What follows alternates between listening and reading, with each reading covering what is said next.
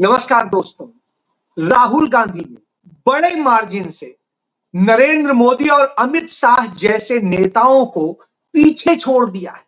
यह मैं नहीं कह रहा हूं, यह शिवसेना के बेहद आक्रामक और योद्धा नेता सांसद संजय राउत कह रहे हैं। वही संजय राउत जो जिन्हें नरेंद्र मोदी सरकार ने जेल में भी डाला, ईडी भी लगाई, सीबीआई भी लगाई, लेकिन खरीद नहीं सकी। सारी साजिशों के बावजूद वो बिके नहीं, तो उन्होंने राहुल गांधी के साथ अपनी फोटो शेयर करते हुए यह लिखा है। क्यों लिखा है, इस पर बात करो। उन्होंने लिखा है कि मैंने आज राहुल गांधी से मुलाकात की दर्शन पथ पर और उनके साथ में डिटेल डिस्कशन किया। महाराष्ट्र में और देश के तमाम हिस्सों में जो वो लगातार संवाद कर रहे हैं छात्रों से, तमाम दूसरे वर्ग से और जेनजी से, उसको लेकर के उन्होंने डिटेल बात की और यह भी बात की कि महाराष्ट्र में आप और आयोजन करें। हर जगह के छात्रों की समस्याएं हैं, उनको लेके लड़ाई लड़ने की जरूरत है, क्योंकि आपके साथ आज पूरा देश खड़ा है। जी हां, यही राहुल गांधी के जज्बे का असर था कि देखिए, ये आदिवासी समुदाय की लड़कियां हैं।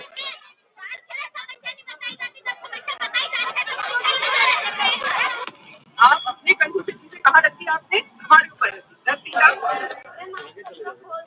ये देखिए, ये जज्बा राहुल गांधी ने भरा है कि वहां की जो बड़वानी जिला है, वहां की लड़कियां, वो लड़कियां जो जेन अल्फा हैं, यानी छोटी लड़कियां हैं, एकलव्य स्कूल की छात्राएं हैं, वो अपने स्कूल की तमाम समस्याओं को लेकर 250 छात्राएं निकल पड़ी पैदल 62 किलोमीटर जिला मुख्यालय के लिए कि हम वहां जाएंगे और बात करेंगे अपने डीएम से कि ये क्या हो रहा है, बात करेंगे अपने एसएसपी एसपी से कि ये क्या हो रहा है, ना हमारी सुरक्षा है, ना कोई व्यवस्था है, तमाम तरह की समस्याएं, और ढोल पीटने के लिए एकलव्य स्कूल है। जी हां, ये जब इस तरीके से बोलती हैं तो वही बात आ रही है जो राहुल गांधी ने लड़कियों से कहा था कि तुम्हारे अंदर सबसे ज्यादा ताकत है, सबसे ज्यादा जड़, तुम जो चाहोगी वो करा सकती। तो उन लड़कियों ने जब चलना शुरू किया तो प्रशासन के अफसरों ने, पुलिस ने उन्हें रोका रास्ते में और कहा नहीं जाने देंगे। तो उन्होंने कहा यह गूगल का दौर है, हम सब खोज लेंगे, सब जानते हैं, हम हिलने वाले नहीं हैं, सब कुछ दिख जाता है। तो डीएमएसपी को यह नहीं दिख रहा है यहां क्या हो रहा है, या तो डीएमएसपी खुद यहां आए, नहीं तो हम उनके पास जाए। अंत में डीएमएसपी को वहां आना पड़ा, वो 18 किलोमीटर ही चल पाए, वहीं रोका गया, 6 घंटे इंतजार किया, आए अफसर, उनकी बात सुनी और अफसरों ने आश्वासन दिया हम वो करेंगे जो आप कह रहे हैं, क्योंकि आपकी मांगे जायज। जी हां, यूं लोकतंत्र को जगाया जाता है। घर में बैठ के कहानियां गढ़ लेने से, सोशल मीडिया पे अकेले लिख देने से यह नहीं होता है। इसके लिए सड़क पर उतरना पड़ता है। यही चीज राहुल गांधी ने सिखाई कि मरा हुआ समाज मत बनिए, जीवित होइए। ये बिजली का बिल बढ़ रहा है तो क्यों बढ़ रहा है, क्या वजह है, हमें पूछनी चाहिए। ये मोबाइल का बिल बढ़ रहा है तो क्यों बढ़ रहा है, हमें पूछना चाहिए। हमें पूछना चाहिए कि ये क्यों हो रहा है। जब ये सब कुछ होता है तो इसकी एक आवाज और देख लीजिए। जो हिजाब पहनती है लड़कियां, वह भी राहुल गांधी पर ही यकीन करती हैं, वह भी कहेंगे।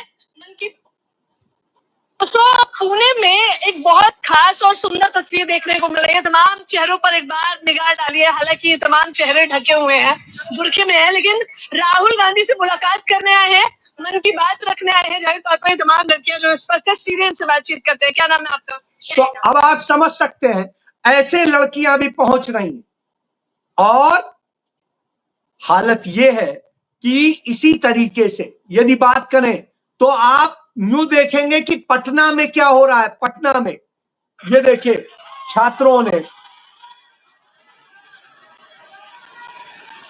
ने इस तरीके से पूरा हिला रखा है, और जब छात्रों ने हिला रखा है तो सरकार हिलती है। जी हां, तब सरकार क्या करती है, देखिए ये भेजती, तो सरकार ने वहां बख्तर बंद गाड़ी भेज दी। वो बख्तर बंद जो सीमा पर भेजी जाती है कि पाकिस्तान की सीमा पे भेजनी है, बांग्लादेश की सीमा पे भेजनी है, चीन की सीमा पे भेजनी है, तो वो जो वहां भेजी जाती है या ऐसे इलाकों में भेजी जाती है जहां बहुत भीड़ है और जहां बम गोले बारूद चलेंगे, वहां भेजी जाती। तो इससे बच्चों को कुचलने के लिए भारतीय जनता पार्टी आरएसएस की सरकार भेजती है। इसी तरीके से आप मध्य प्रदेश में देखिए, मध्य प्रदेश में यूथ कांग्रेस के बच्चों ने किस तरीके से यह लड़ाई लड़ी, ये देखिए। अब तक धीरज मांगा था, ये देखिए। तो इस तरीके से वहां पर लड़ रहे थे और उनके ऊपर इतनी धार के साथ में जो है चलाया जा रहा था वाटर कैनन, लाठियां और सब कुछ, लेकिन वो डर नहीं रहे थे, वो इसके बावजूद पूरा मुकाबला कर रहे थे। तो ये दिखाता है।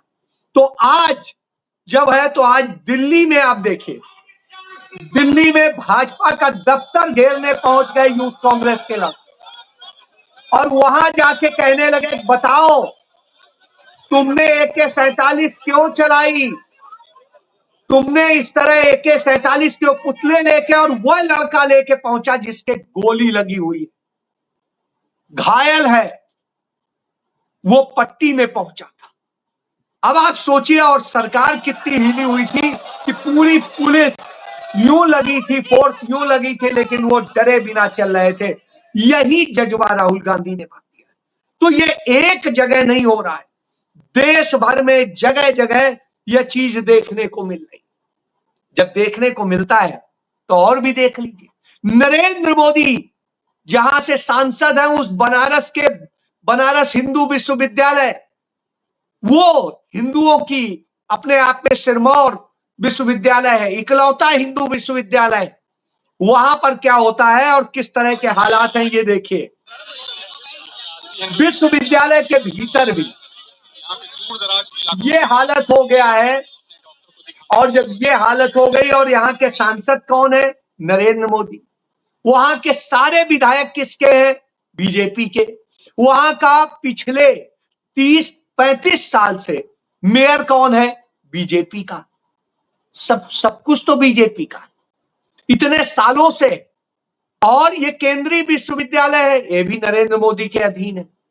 तो फिर भैया क्यों नहीं व्यवस्था सुधर पा रही, क्यों कुछ नहीं हो पा रहा है। इधर आप देखिए NSUI के बच्चियां किस तरह से लड़ रही है, ये भी देखिए। ये देखिए, ये महाराष्ट्र में ही है, मुंबई में इस तरीके से किया जा रहा है। तो आप जहां भी जाएंगे कि बीजेपी शासित राज्यों में इस तरह बच्चों पे हो रहा है, इस तरह से। ये देखिए बीजेपी शासित में, ये भी यूथ कांग्रेस के लड़के हैं।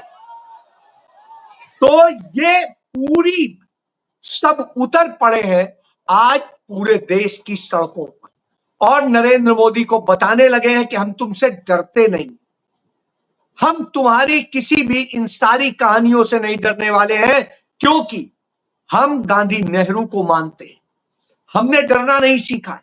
लेकिन ये सारे हालात हुए क्यों, सबसे बड़ी बात ये है क्योंकि आपने सच को नहीं स्वीकारा, और आप फंस गए उस जाल में जो जाल बीजेपी आरएसएस ने फैलाया था लंबे समय से।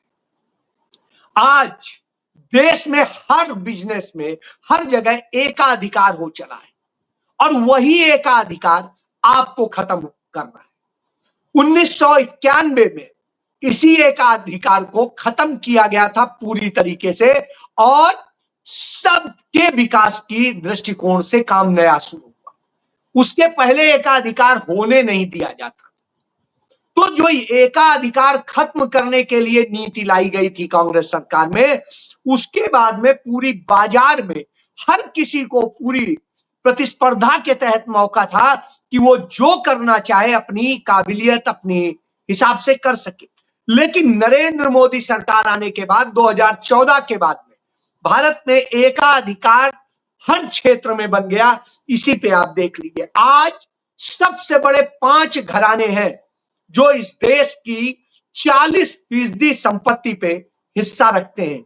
इनमें रिलायंस समूह है, अडानी समूह है, टाटा समूह है, बिरला समूह है और भारती एयरटेल वाला भारती समूह है।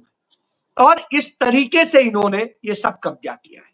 अब आप देखिए, यदि जो भारत सरकार का डेटा है उसी का ही आप यदि विश्लेषण करें तो पाते हैं कि 1991 में उदारीकरण का जो दौर आया था उसमें उद्योगों में एकाग्रता जैसी चीजें खत्म होकर के निजी क्षेत्र पूरी तरीके से बराबर प्रतिस्पर्धा में आया। और नॉन फाइनेंशियल एसेट्स के मामले में जो स्थिति थी वो कैसे बढ़ी और क्या बढ़ी है देखिए। 2014 में जो फाइनेंशियल एसेट में हिस्सेदारी थी प्राइवेट सेक्टर की वो 10% थी, जो बढ़कर 24% पहुंच गई।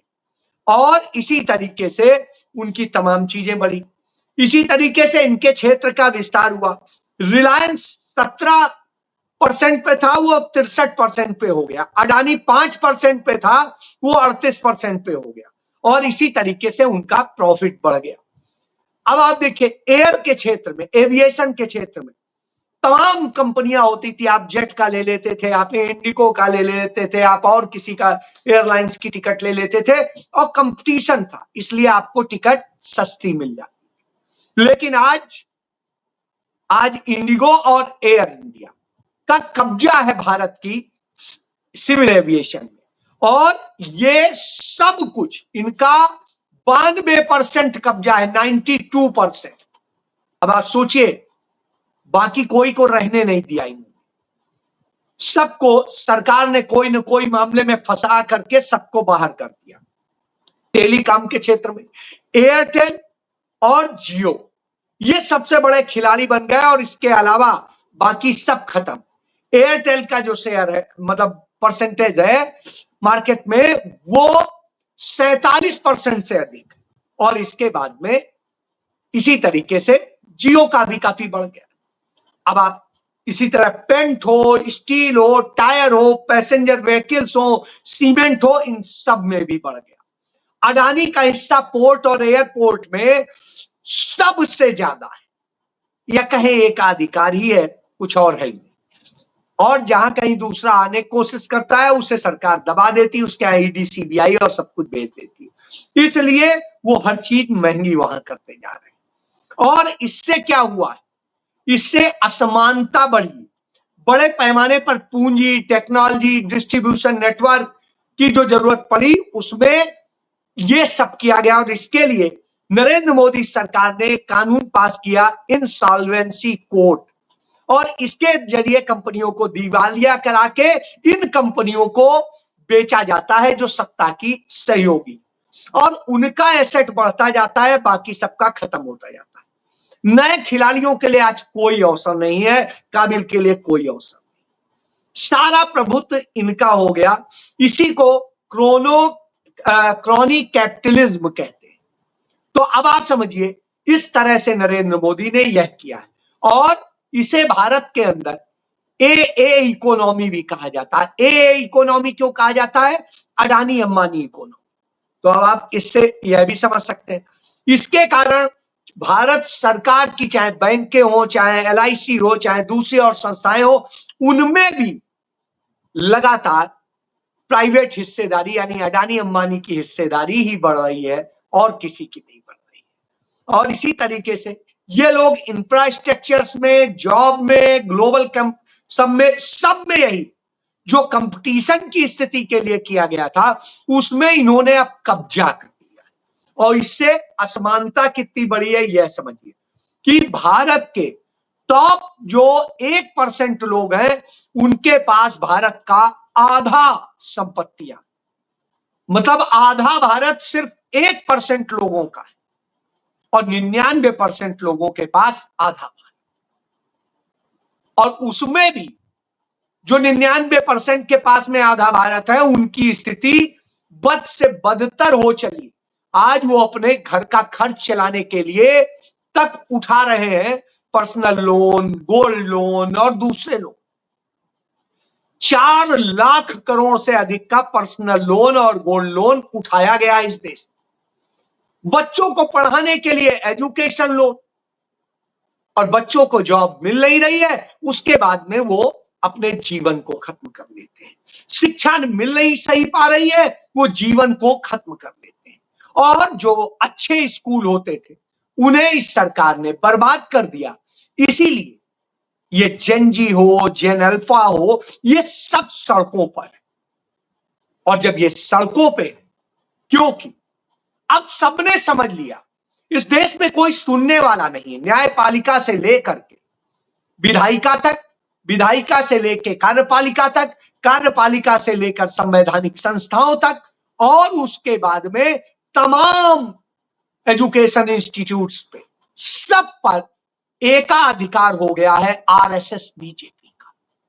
और इसके अलावा देश के 24 राज्यों में एकाधिकार हो गया है सरकार पर बीजेपी का।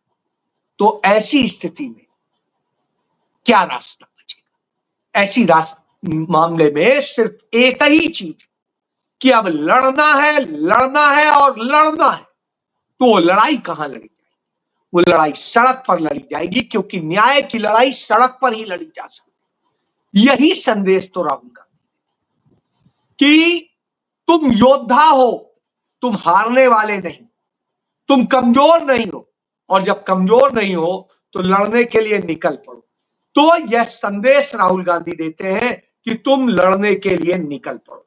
तो अब बच्चे भी निकल रहे हैं और तमाम लोग निकल रहे हैं, लड़कियां निकल। क्या कहती है लड़कियां? कलेक्टर साहब से हमारी ये मांगे है कि हमारे प्रिंसिपल सर की ड्यूटी लगी हुई है चुनावों में, उसे रद्द किया जाए और उनकी ड्यूटी वापस यहाँ लगवाई जाए। और हमारे जो विद्यालय में टीचरों के स्थान जो खाली है उन्हें ना भरा जाए, मतलब उन पर नए टीचर लगवाए जाए। और जितना हो सके तो हमारे स्कूल में ना ज्योग्राफी का और हिस्ट्री का और है ना भूगोल, मतलब इंग्लिश को लेक्चर लगाए। मतलब टीचर नहीं है स्कूल में। और ये इतने बेहतरीन स्कूल खोले गए थे वहां राजस्थान में, महात्मा गांधी इंग्लिश स्कूल, जो गहलोत सरकार के दौरान, कांग्रेस की सरकार के दौरान खोले गए थे। सबसे अच्छी बिल्कुल शिक्षा मिलती थी। आज वहां की शिक्षा बर्बाद की जा रही, यह हालत। दूसरे लोगों के हक छीने जा रहे हैं। तो आप एक हरियाणा का सीन देख लीजिए, कैसे सफाई कर्मियों ने पुलिस का मुकाबला किया, वो देख लीजिए, ये देखिए।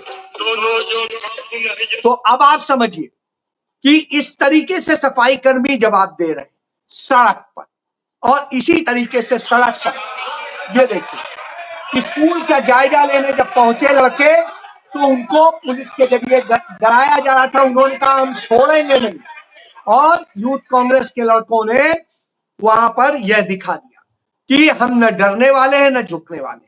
ये लड़के जो ये स्कूल है राजस्थान जिले के दलोर तहसील के, अब आप सोचिए बच्चे ऐसे चल के जाते हैं रोजाना, लेकिन बारिश में वो बह गया। तो अब आप सोचिए जब यह स्थिति हो, तो यह अपने आप में दिखाता है कि नरेंद्र मोदी ने कैसे देश को बदला। इसी तरीके से जातिगत जनगणना और सबको लेकर के था, तो वो ओबीसी की जो होनी थी उसके मामले में भी आज कांग्रेस पार्टी ने, राहुल गांधी और मल्लिकार्जुन खड़गे ने 21 पेज की चिट्ठी लिखी है नरेंद्र मोदी को। झूठ मत बोलिए, सभी जो 4,200 जातियां हैं, 4,200 जातियां हैं इस देश में, उन सबको जातिगत जनगणना में शामिल कीजिए, और उनका पूरी आर्थिक स्थिति, सारी चीजें सब उनकी सामने आनी चाहिए, जिससे पता चले किसकी क्या स्थिति है और कौन सी पीड़ा से वो ग्रसित। यह होता है, तो यह जननायक ने किया है।